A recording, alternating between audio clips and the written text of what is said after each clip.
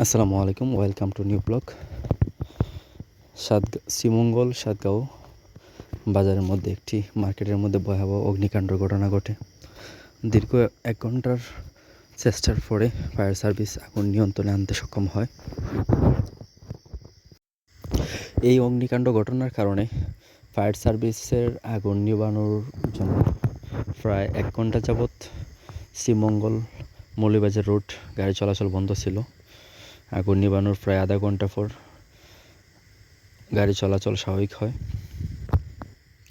ঘটনাটি ঘটে ইফতারের প্রায় 40 মিনিট আগে।